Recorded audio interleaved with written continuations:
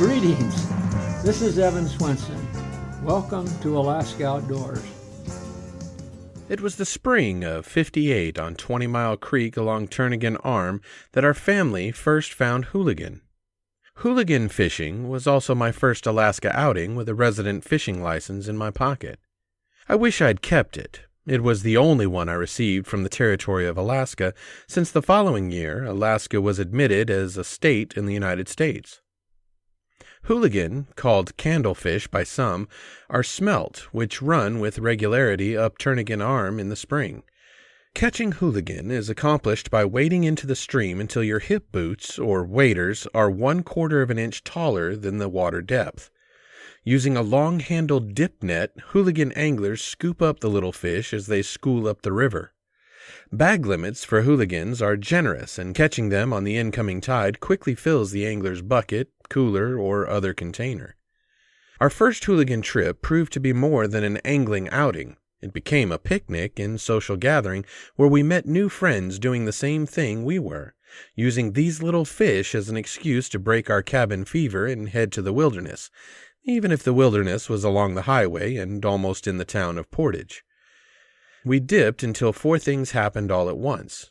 We filled our tag, went semi-hypothermic when we got careless and waded too deep for our boots, we ran out of sandwiches and hot chocolate, and the tide turned.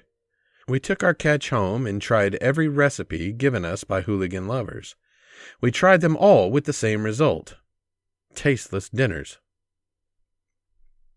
The last time I was on Turnagain Arm in the spring, I witnessed hordes of Alaska newcomers standing in ice-cold incoming tidewater catching a hooligan or two and filling their waders as the tide came up and the anglers dipped low. Kids ran around on the mud flats and consumed sandwiches and hot chocolate and cried because they got cold and wet.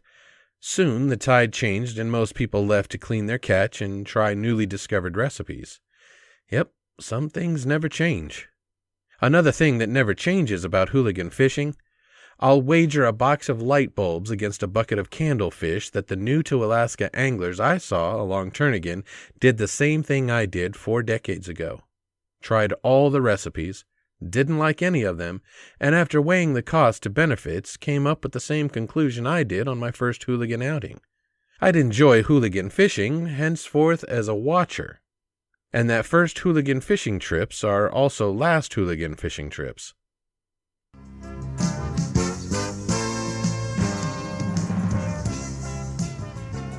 When you go outdoors, take a young person with you and teach them by your example what it means to be a sportsman.